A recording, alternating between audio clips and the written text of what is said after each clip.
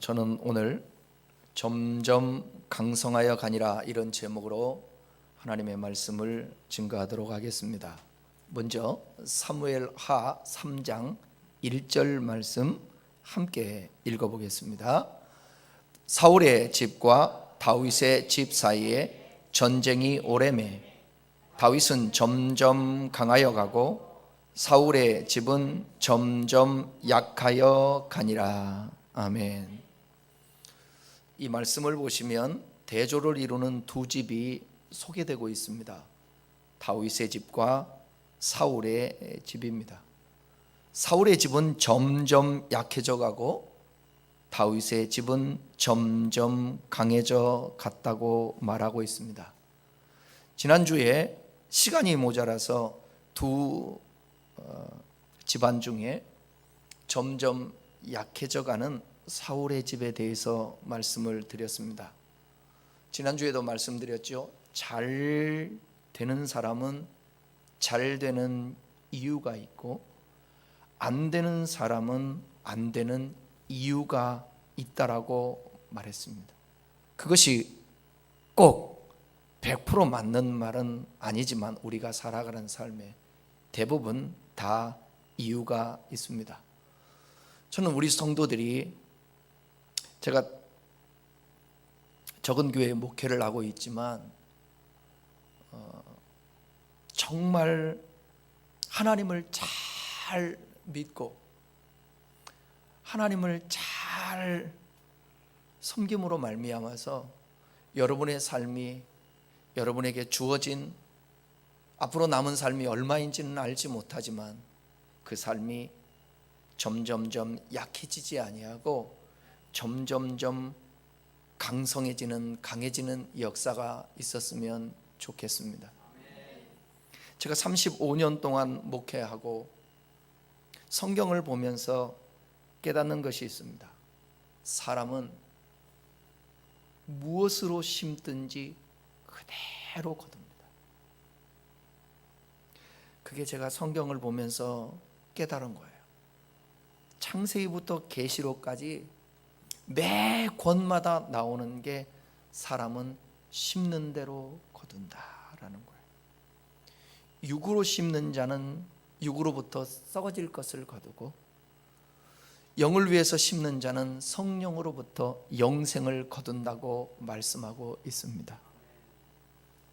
여러분, 우리는 살아가면서 자꾸 내 감정에서 일어나는 것들, 그것을 신뢰하면서 그것이 단주를 알고 그 감정 따라서 감정이 원하는 대로 살아갑니다. 그런데 여러분의 감정을 감정대로 방치하고 여러분의 감정이 가는 대로 살아가면 사울처럼 점점 약해지는 일이 벌어집니다.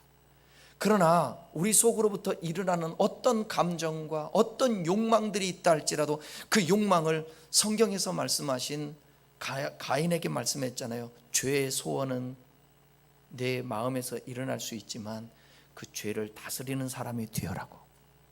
여러분의 마음을 다스릴 줄 알아야 합니다.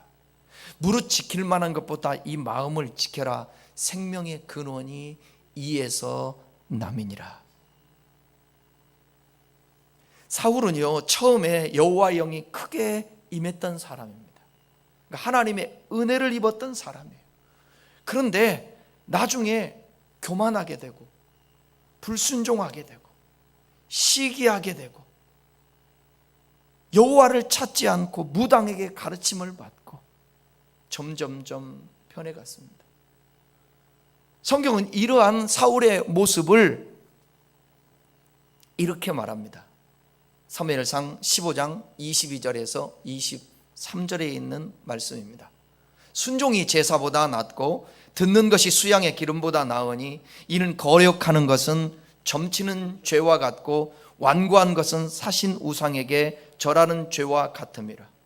왕이 여호와의 말씀을 버렸으므로 여호와께서도 왕을 버려 왕이 되지 못하게 하셨나이다. 여호와가 사울이 여호와를 버림으로 말미암아서 하나님도 사울을 버렸다라는 것입니다. 여러분, 주 떠나가시면 내 생명 헛됩니다. 주님 떠나가시면 내 생명 헛됩니다. 오늘 힘들고 어렵다고 해서 주님 떠나간 것은 아닙니다. 오늘 주님 앞에 이렇게 나와서 예배하는 이 자체가 주님 떠난 것 아닙니다. 주님 떠나가시면 여러분의 마음이 예배당에 올 수가 없어요. 주님 떠나가시면 망합니다. 버림받은 사울의 집안은 점점 약해져 가다가 비참한 죽음을 맞게 되었습니다. 참 아픔이고 제가 성경 보면서 너무너무 속상하더라고요. 괴롭더라고요. 어떻게 성령에 크게 감동되었던 사람인데 도대체 뭐가 저 사람을 저렇게 망하게 했을까? 우리들도 예수 믿고 구원받아 하나님의 자녀가 되고 은혜를 입었습니다. 어떤 사람이 유혹을 받아 믿음에서 떠나는 사람이 있다는 말이에요. 한 번 비침을 받고 성령에 참여한 자가 타락하게 되면 타락할 수 있다는 거예요. 나는 여러분들이 절대로 타락하지 않기를 바랍니다. 믿음의 침륜에 빠지지 않기를 바랍니다. 지금은 눈에 보이는 삶에서는 잘 느껴지지 않을 수 있어요. 주님을 믿고 안 믿고 별 차이 없을 것 같을 수도 있어요. 그렇지 않습니다. 그렇지 않습니다. 하나님이 붙드는 사람은요, 점점 강성해지고 하나님이 그 영혼을, 그 육체를, 그의 삶을 복줄 수밖에 없습니다. 제가 말했잖아요. 저는 기복주의는 아니지만 하나님은 복주시는 하나님이라고.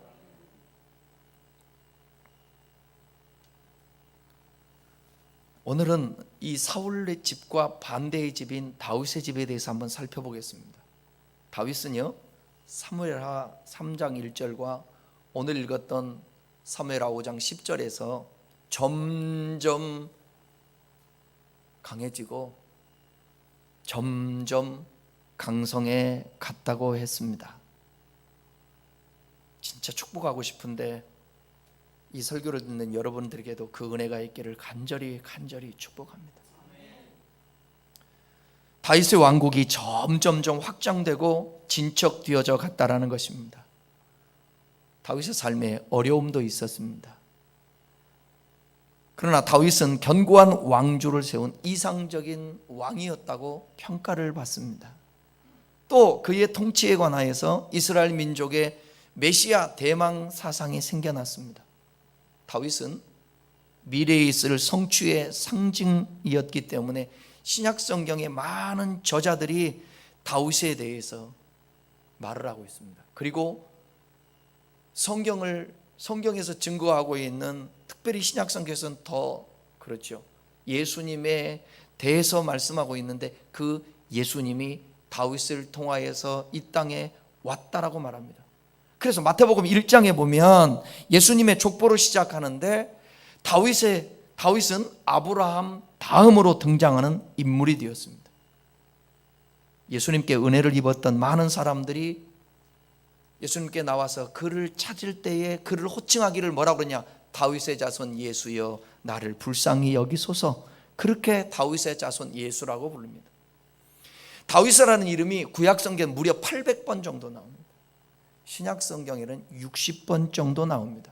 이렇게 그 이름이 성경에 많이 나온다라는 것은 다윗이 그만큼 하나님의 구원 역사에 있어서 중요한 인물이었다라는 거예요.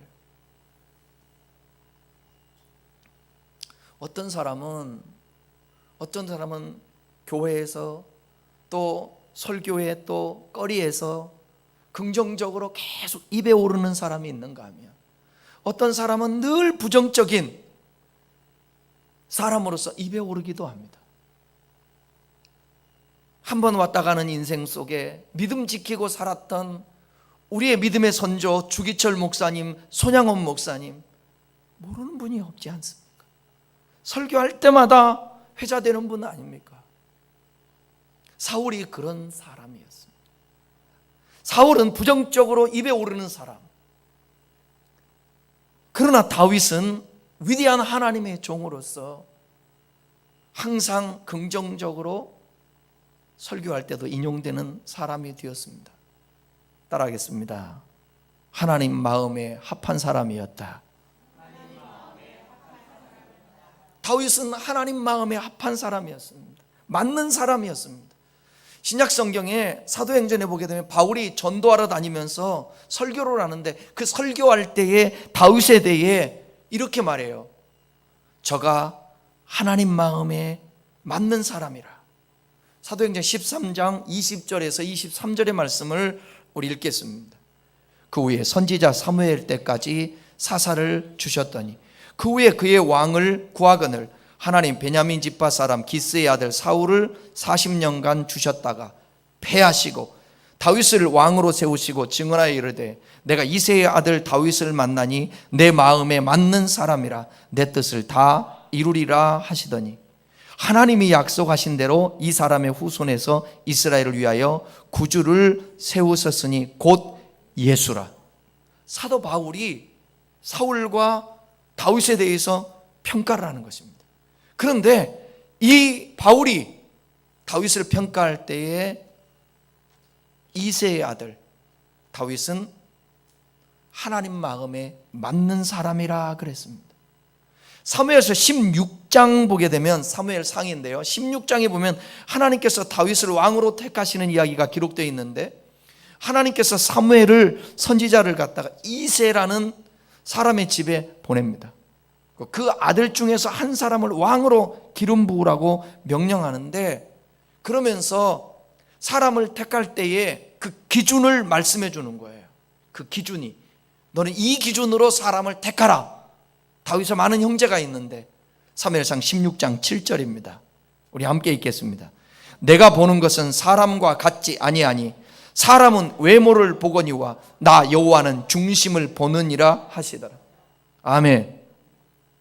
하나님이 보는 관점입니다. 하나님은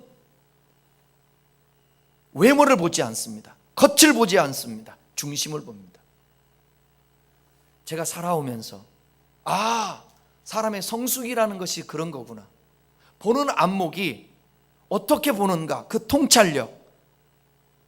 우리는 미숙할 때에, 영으로 충만하지 않을 때에, 육으로 가득 찰 때 모든 것을 볼 때 관점이 뭐냐? 외적인 것을 봅니다. 환경적인 걸 봅니다. 사람을 볼 때도 외모 먼저 딱 보고 판단을 합니다. 근데 하나님은 그렇지 않습니다. 하나님은 그렇지 않습니다. 하나님은 우리 마음의 중심을 보십니다. 그래서 여러분, 우리의 외모를 치장하는 것도 매우 중요하지만 이 외모가 깔끔하게 하는 것도 이게 중요하지만 제가 집에서도 이렇게 입지는 않잖아요. 에? 무릎 나오는 바지 입고 김치국물 떨어지는 옷을 입기도 하고 편하게 그렇지만 밖에 나올 때는 이렇게 입고 오잖아요. 근데 우리의 내면만큼은 여러분 바뀌든 집이든 똑같아야 합니다. 우리의 마음속에 있는 이 생각만큼은, 이 마음만큼은 숨길 수가 없어요. 하나님 앞에서 사람은 숨길 수 있어도. 그래서 노력해야 합니다. 특별히 여기 청소년들, 다음 세대들, 젊은 날에 이 마음을 가꾸지 아니하면 사울처럼 돼요. 다윗은 어려서부터 하나님을 경외했어요. 하나님을 의지했어요. 소년이었는데 담대함이 있었어요. 하나님을 의지함이 있었어요. 그러니까 골리앗을 물리치게 되죠. 청소년의 시기에 자기가 원하는 대로, 자기의 욕망대로 살아버리면 그것이 고착화됩니다. 이것을 빼내고 버리려면 쉽지가 않아요. 쉽지가 않다니까요. 하나님께서 다윗의 중심을 들여다보셨습니다. 그의 중심에 있는 마음은 달랐습니다. 하나님과 합한 마음이었습니다. 그래서 그를 택했습니다. 자, 13장 14절, 사무엘상 13장 14절을 보겠습니다. 여호와께서 그의 마음에 맞는 사람을 구하여 여호와께서 그의 백성의 지도자로 삼으셨느니라. 아멘. 이 마음이 맞는 표현을 오늘 본문에 사무엘하 5장 10절에서는 뭐라고 그러냐? 하나님이 함께하였다. 하나님은요, 마음이 맞는 자와 함께하는 거예요. 에녹이라는 사람이 주님과 동행하다가 죽음을 맛보지 않고 승천했지 않습니까? 어떤 사람과 동행할 수 있습니까? 마음이 맞아야 동행할 수 있는 거예요. 마음이 맞아야 함께할 수 있는 거예요. 하나님 마음에 합하니까 하나님이 함께했던 것입니다. 하나님이 함께하니까 모든 문제가 문제로 끝나지 않고 그 문제가 유익으로 바뀌는 것입니다. 그래서 다윗이라는 사람이 쓰임받게 되고 강성해지고 위대한 하나님의 사람이 될 수 있었던 것입니다. 여기서 마음이 맞다라는 이 단어, 맞는다, 이건 여기 헬라어 전치사 카타라는 말을 번역했어요. 아까 사도행전 바울이 얘기했던 그 인용에서 하나님 마음에 맞았다고 그랬잖아요. 그때 맞았다라는 그 단어가 카타라는 전치사인데 무엇의 뒤를 따라 그런 뜻입니다. 그래서 내 마음에 맞는 사람이라는 말을 직역해 보면 뭐냐? 내 마음을 따르는 사람, 하나님의 마음을 따르는 사람입니다. 참고로 영어 성경에 보게 되면 A man after my one heart, 하나님의 마음을 뒤따르는 사람, 하나님의 마음을 뒤따르는 사람. 우리의 마음이 어디를 따르고 있나요? 지난 한 주일 동안 우리의 마음이 어디에 고정되어 있었습니까? 제가 말씀드렸죠. 지난주에도 내가 무엇을 묵상하고 사는가가 중요하다고. 사람에 대해서 묵상하는데 미워하는 사람을 계속 묵상하잖아요. 그럼 반드시 그 사람에 대해서 대적을 하든지 악한 마음을 품을 수밖에 없습니다. 어떤 문제와 사건에 몰입해서 그것만 묵상하고 있잖아요. 내 마음이 그것을 따라가면 그것이 나를 점령해 버립니다. 밥맛이 없고요, 생각과 마음이 어두워지고요, 마음에 병이 들고요. 쉽지 않습니다. 결코 여러분 쉽지 않습니다. 그래서 이렇게 함께 예배드리면서 조금이라도 업되기 위해서 말씀이 들어와야 되고요, 은혜를 받아야 되고요, 감동을 받아야 되고요. 그래서 일어날 힘을 얻어야 되는 거예요. 그래야 내 마음이 잘못된 것을 따라가지 않고 하나님의 말씀을 따라가고 하나님을 생각함으로 말미암아 회복되고 이겨낼 수 있었던 거예요. 이게 다윗이었어요. 그런데 사울은 그렇지 않았습니다. 찬송가 중에 나의 품은 뜻 주의 뜻같이 되게 하여 주소서, 내 품은 뜻이 주님 뜻같이 되게 해달라고. 별 안 되고 막히고 도대체 하나님이 어디 계신지 답답할 때에도 그래도 놓으면 안 됩니다. 우리 목사님들끼리 함께 모여서 그런 얘기를 했어요. 안 믿으면 어떡할 건데? 안 믿으면 어떡할 건데? 의지하지 않으면 어떡할 건데? 길 있나? 포기하면 그럼 해결되나? 여러분 절대로 포기하지 마세요. 안 믿으면 무슨 길이 있어요? 더 나빠지지. 근데 믿으면 하겠네. 믿으면 역사가 나타납니다. 할 수 있거든이 무슨 말이냐? 믿는 자에게는 능치 못할 일이 없느니라. 근데 그 능한 역사를 일으킬 수 있는 믿음이 있어야 되는데 믿음이 없잖아요, 우리가. 그래서 어떻게 기도해야 돼요? 다 같이 어떻게 해요? 믿음 없음을 도와주십시오. 3번만 우리 한번 기도 한번 해봅시다. 가슴 얹고. 믿음 없음을 도와주세요. 믿음 없음을 도와주세요. 믿음 없음을 도와주세요. 믿음 없음을 도와달라고. 그냥 있으면 안 되는 거예요. 믿음 없음을 도와달라고 하면서 내 마음이 주님을 따라갈 수 있도록 도와주십시오. 내 마음이 세상을 따라가지 않게 해주십시오. 늘 언제나 미운 생각으로 가득 차지 않게 해주십시오. 늘 정욕적인 것에 가득 차지 않게 해주십시오. 음란으로 가득 차고 욕심으로 가득 차고 분노에 가득 차지 않도록 하나님의 말씀을 따라갈 수 있도록 이 마음을 좀 주장해 주십시오. 기도하는 것입니다. 오늘 본문에서 하나님께서 함께 계시니 강성하였다. 하나님과 마음이 맞을 때 하나님께서 함께 해주실 줄 믿습니다. 다윗은 자기 감정대로 행하기보다 하나님의 말씀을 따랐던 사람입니다.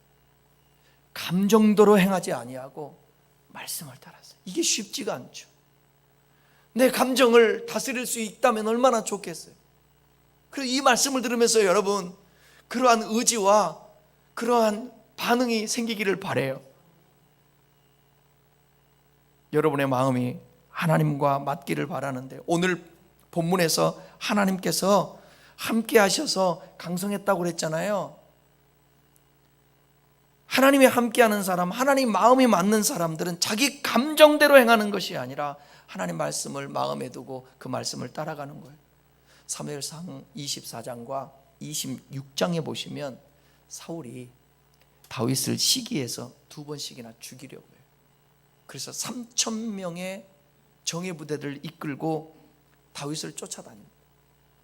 24장을 먼저 보면 어떤 사람이 사울에게 와서 고자질하는 이 밀고자들이 있어요.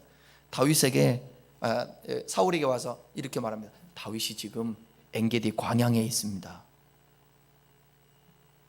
다윗과 함께 있던 사람들이 그 엔게디의 굴 속에 숨어 있었습니다. 사울이 3,000명을 데리고 갔다가 굴에 있는지를 모르죠.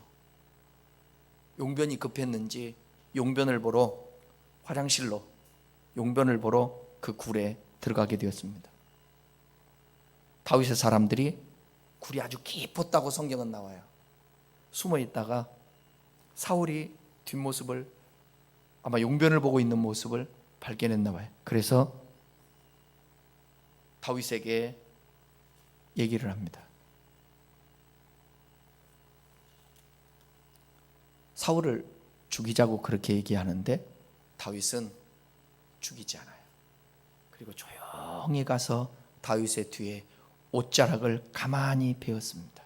얼마든지 죽일 수 있었지만 죽이지 않고 옷만 베어내는 그런 다윗이었습니다. 그 옷을 베고도요, 감히 왕의 옷자락을 베었다고 마음이 찔려하는 이 다윗의 모습을 한번 보십시오. 사무엘상 24장 5절 6절입니다. 읽겠습니다.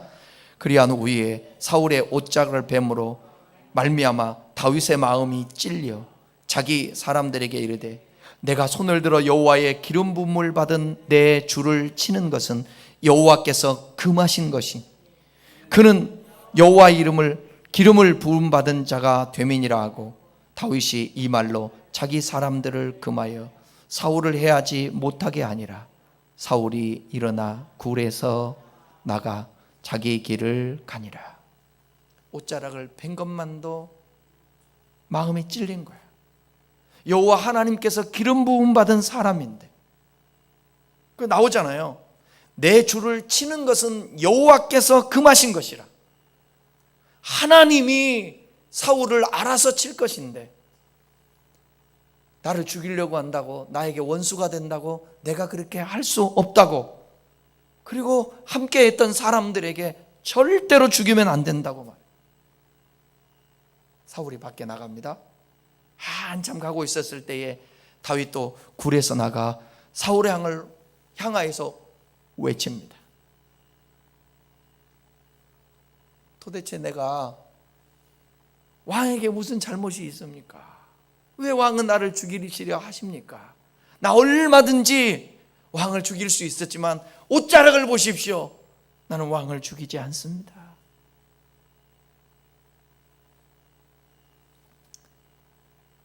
다윗은 땅에 엎드러져서요, 절하면서 그렇게 사울에게 말을 해요. 사울은 그 모습을 보면서 순간 마음이 동했나 봐요.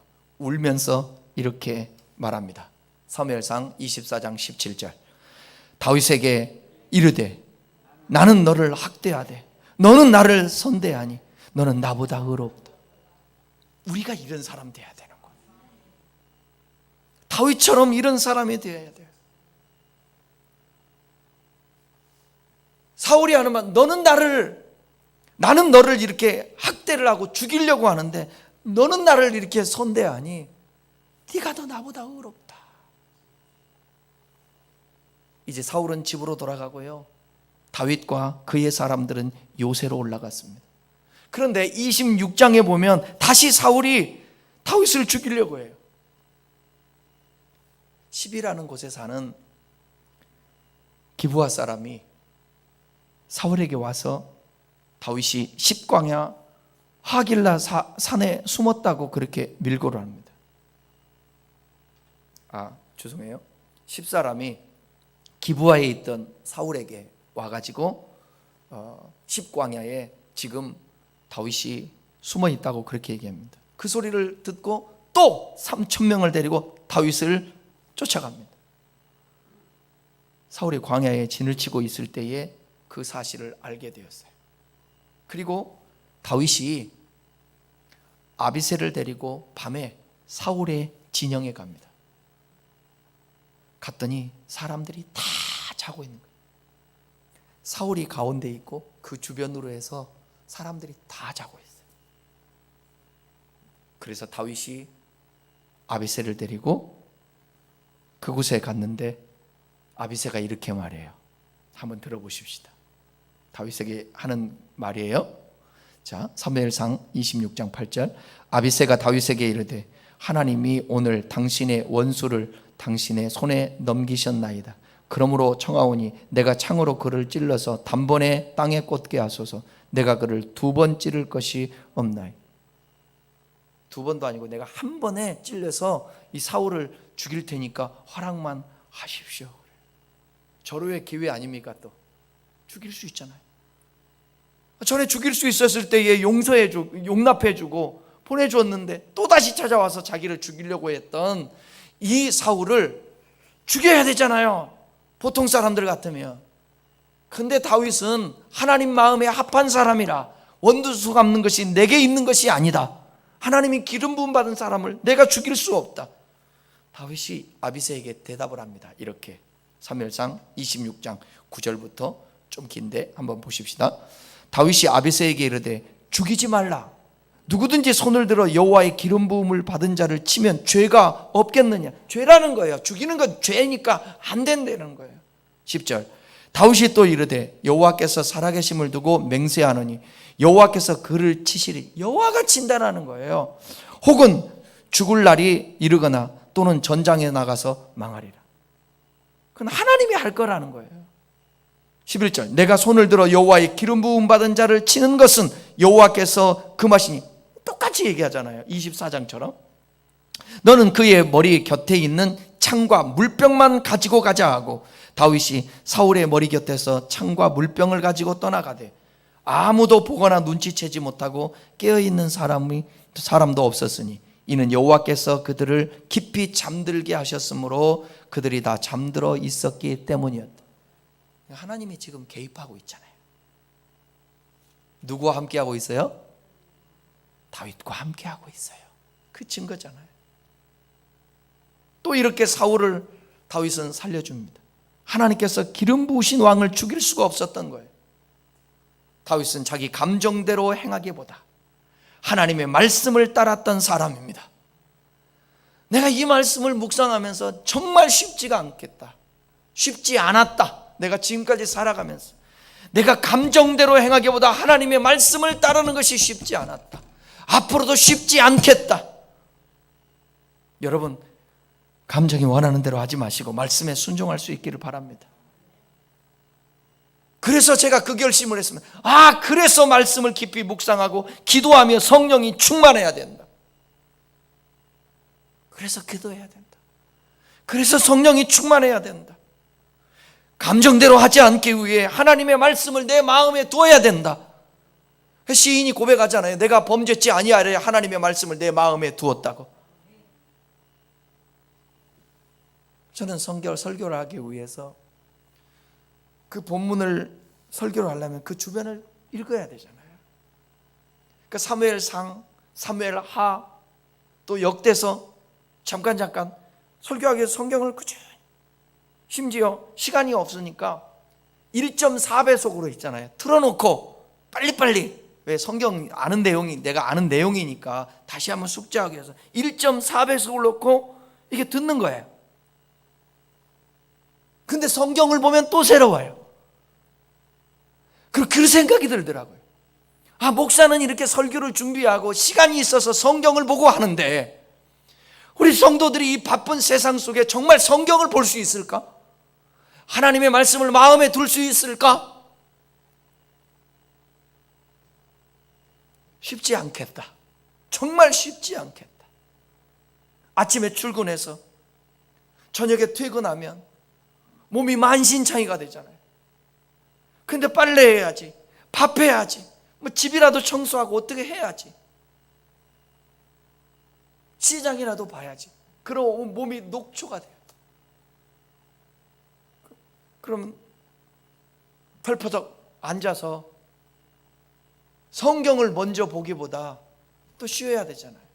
세상 돌아가는 거라도 봐야 되잖아요. 알아야 되잖아요. 또 TV를 틀잖아요. 그러다가 또 시간 되면 또 잠자야 되잖아요. 아침에 이 쳇바퀴 삶이 일주일 내내 되잖아요. 그래서 내가 수요일 날 예배를 기억하고 예배를 참석하고 예배를 드리는 사람이 귀하다는 게 뭐냐면, 이 바쁜 세상 속에서 시간을 딱 기억했다가 예배 드리러 온다, 예배를 드린다. 이게 쉽지가 않은 거예요. 이게 쉽지가 않은 거예요. 그럼에도 불구하고 교우 여러분, 주님의 긍휼과 사랑이 있어서 여기까지 왔으니 더 시간을 쪼개어서 하나님의 시간을 들여 하나님의 말씀을 가까이 할 수 있기를 바랍니다. 아멘. 그러니까 제가 매일 묵상이라 녹음해서 여러분 보내드리는 거, 그것만큼은 마지노선이에요. 절대로 빼놓지 말고 들으세요. 감동이 안 되거든 제 수고를 봐서라도 하세요. 네? 어쩔 때 녹음하다가 틀리면 제일 기분 나쁠 때가 언제냐? 마지막 있잖아요.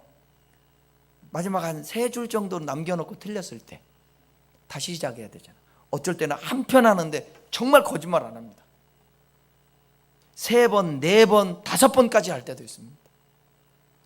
좀 더듬을 때는 여러분 이해를 해주세요. 많이 하다가 지쳐서 이게 더듬는구나. 저는 제가 녹화를 하면서 녹음을 하면서도 제가 성경 읽고 말하면서도 그게 쌓이는 거예요. 들으세요. 보세요. 하나님의 말씀을 읽고 듣고 보는 사람은 복이 있나니 그랬어요. 계속 반복해서 말하지만 하나님의 축복은 그냥 오는 것이 아닙니다. 그냥 오는 것이 아닙니다. 사울이 다윗의 말처럼 전쟁터에서 있잖아요. 죽어요. 지난주에 설명했잖아요. 세 아들과 함께 죽어요.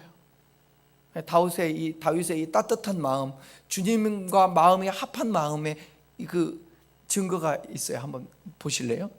사무엘하 1장 11절 12절 한번 보십시다. 이에 다윗이 자기 옷을 잡아 찢으매 함께 있는 모든 사람도 그리하고 사울과 그의 아들 요나단과 여호와의 백성과 이스라엘 족속이 칼의 죽음으로 말미암아 저녁 때까지 슬퍼하며 울며 금식하니라. 자기를 그렇게 2번씩이나 죽이려고 했던 사울, 이제 더 이상 위협이 되지 않아서 아이고 잘됐다 할 만한데 아니요. 슬퍼하며 울어요. 옷을 잡아 찢어요.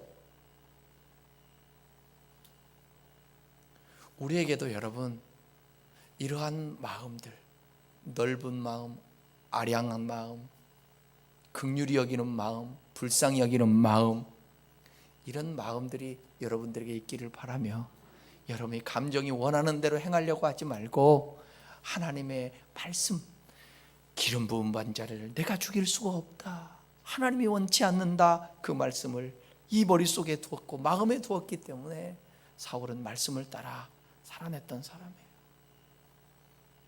또 다윗이 강성할 수밖에 없었던 것은 사울과 차이점이 있었는데, 그건 뭐냐? 죄를 범하였을 때에 진심으로 회개했던 거예요. 참 사람은 연약한 존재예요. 성경에 나와 있는 인물 중에 퍼펙트하게 완전한 모습을 보였던 사람들은 많지 않습니다. 많지 않습니다. 거의 없다고 얘기도 과언이 아닙니다. 그렇게 신실하고 하나님과 함께했던 다윗 왕이 나중에 죄를 범하는데 그 범죄하게 된 이유가 뭐냐? 승리와 번영을 누린 후였어요. 다윗은 전쟁터에 있어야 할 때 왕궁 집에서 머물러 있었습니다. 전쟁터가 위험한 게 아니라 편안한 왕궁 집이 더 위험했던 거예요. 다윗은 무기를 내려놓고 여기저기 기웃거리며 육신의 정욕에 사로잡혔습니다. 잘 나갈 때 조심해야 합니다. 잘 나갈 때 조심해야 합니다. 다윗은 훌륭했습니다. 그런데 그의 생애 가운데 가슴을 치며 통곡해 하는 큰 죄를 범하게 되었는데, 다윗이 범한 죄가 몇 가지 있는데 그 중에 결정적인 죄가 뭐였느냐?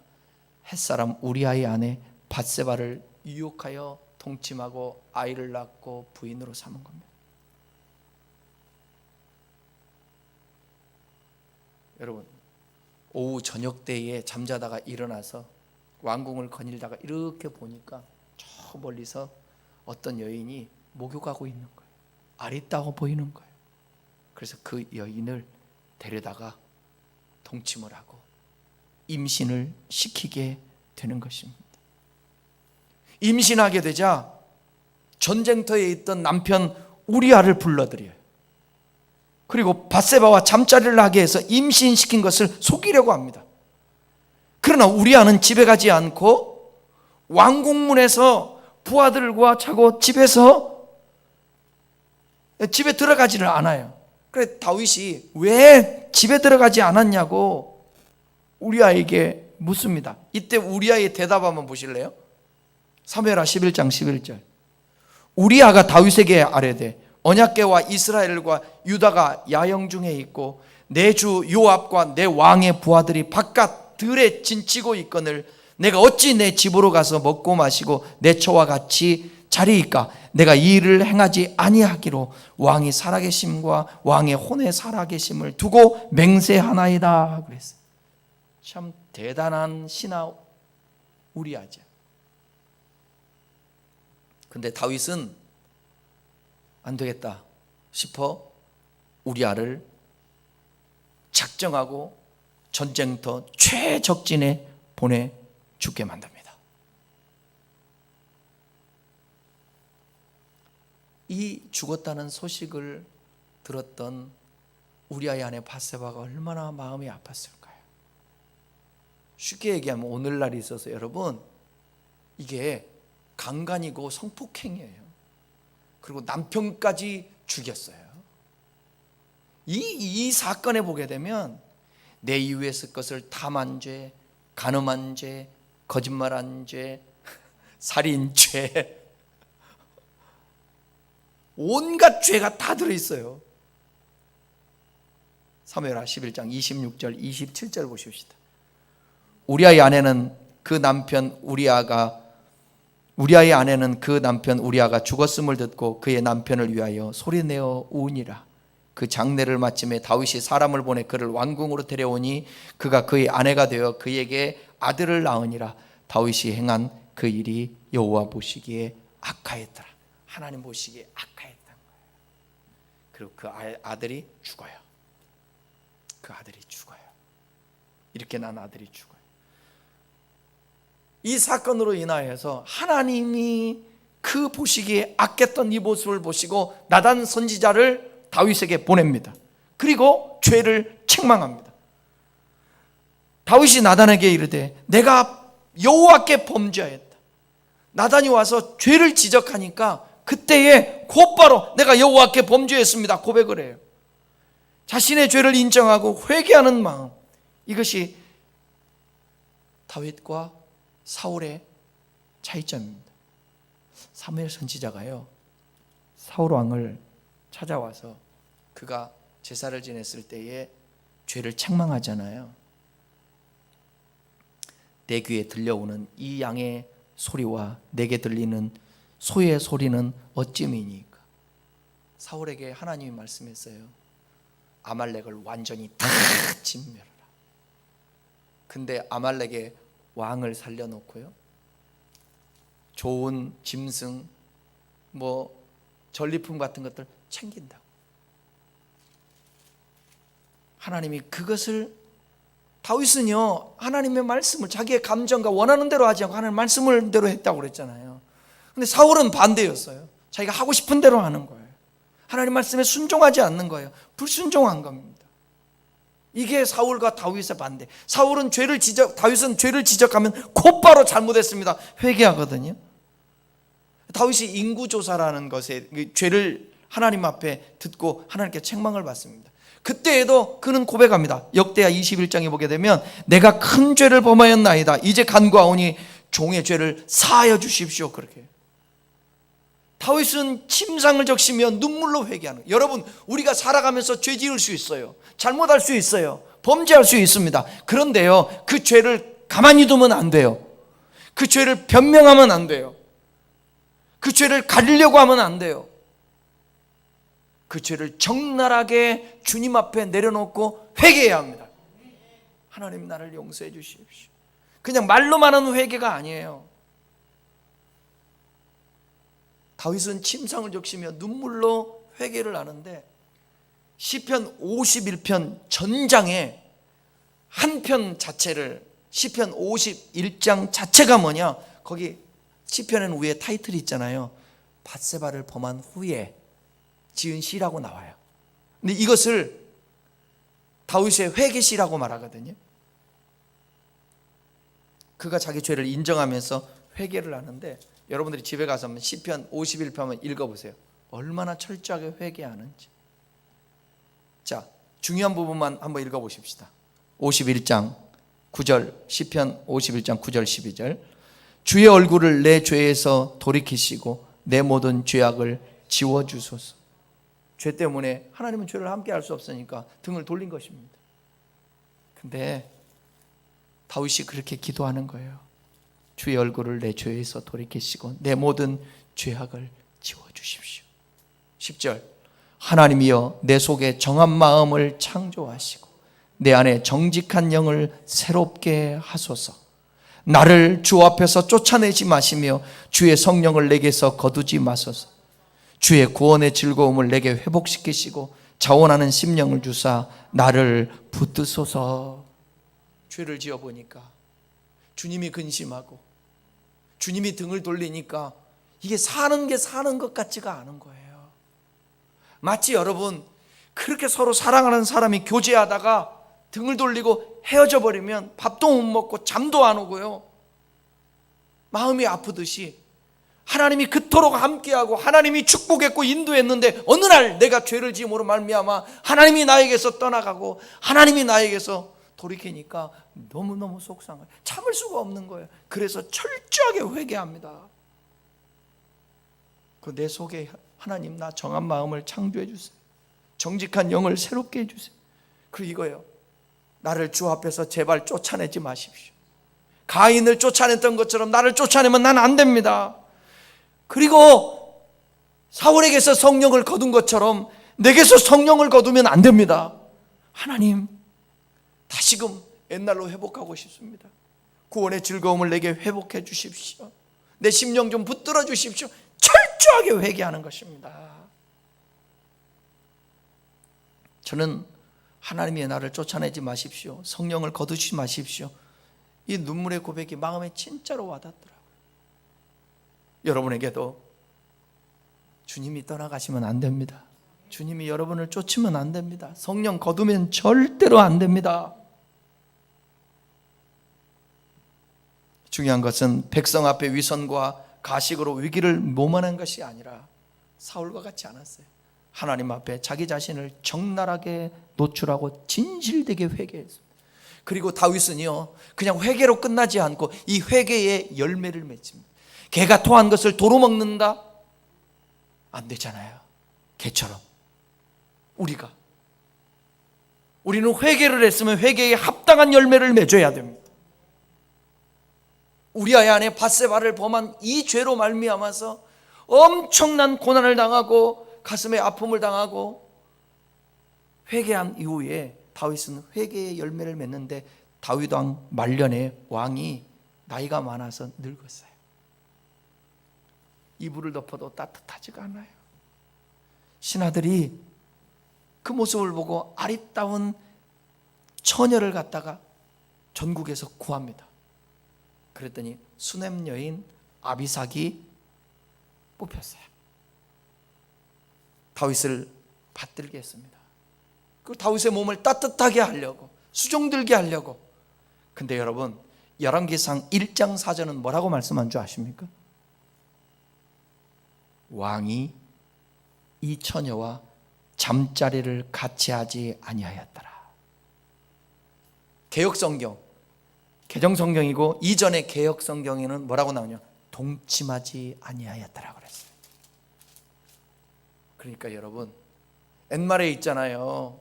지푸라기 하나 들을 힘만 있으면 남자들이 범죄한다고. 근데 다윗은 그렇지 않았어요. 옛날을 생각한 거예요. 아, 내가 잘못했던 그 죄 하나님이 보고 계시지. 여러분, 하나님이 보고 계신다라는 사실을 우리가 인식하고 주님을 늘 묵상하며 기도의 삶을 살아가고 성령이 충만하면 순간순간 이것이 해야 될 것인가 말아야 될 것인가 죄악을 분별할 수가 있어요. 그러므로 여러분들 회개에 합당한 열매를 맺을 수 있기를 바랍니다. 어제 회개했다면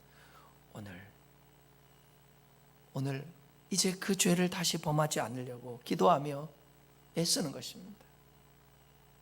결론입니다. 다윗에 대해서 얼마나 많은 이 내용이 많아요. 시간이 없으니까 성경 구절 시편 27편 4절을 읽고 오늘 마무리하겠습니다. 내가 여호와께 바라는 한 가지 일, 그것을 구하리니 곧 내가 내 평생에 여호와의 집에 살면서 여호와의 아름다움을 바라보며 그의 성전에서 사모하는 그것이니라. 나는 다윗의 고백 중에 가장 신앙적이고 위대하고 본받고 싶은 고백이 나는 이 고백이라고 봐요. 내가 바라는 한 가지, 딱 한 가지가 있다면 내 평생에, 이 내 평생이라는 단어를 제가 주석을 보니까 나의 생명이 있는 모든 날에, 내 평생에 이 여호와의 집에 살면서, 여기서 여호와의 집은 그 당시에는 성전이 지어지지 않았으니까 성막이에요. 근데 이거는 그냥 어떤 그 상징적인 표현으로 내가 여호와의 집에 산다라는 거. 이 말은 뭐냐면 여호와의 성막에 하나님의 임재가 있거든요. 내가 하나님의 임재 속에서 평생 살고 싶다는 거예요. 다시 말하면 사무엘상 5장 10절에 나온 것처럼 하나님이 함께 했다고 그러는데 평생 동안 하나님과 함께 하고 싶다는 거예요. 그리고 거기 살면서 여호와의 아름다움을, 여기 아름다움은 뭐냐? 외적인 것을 표현하는 것이 아니라 하나님의 선하심, 하나님의 인자하심, 하나님의 성품, 사랑, 그것을 옛날 성경에는 앙망한다고 그러는데 바라보면서 그 성전에서 사모한다는 거예요.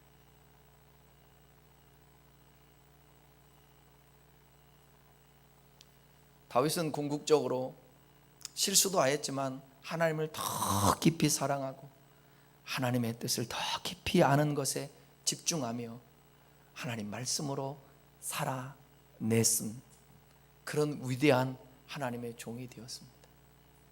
여러분, 사울과 다윗의 차이가 뭡니까? 어쩌면 죄 짓는 일에 있어서는 우리가 육신의 눈으로 볼 때 사울이 더 큰 죄를 범한 것 같기도 해요. 다윗이 더 큰 죄를 범한 것 같기도 해요. 그런데 우리가 살아가면서 실수할 수 있고 범죄할 수 있는데 그 이후의 반응이 중요한 거예요.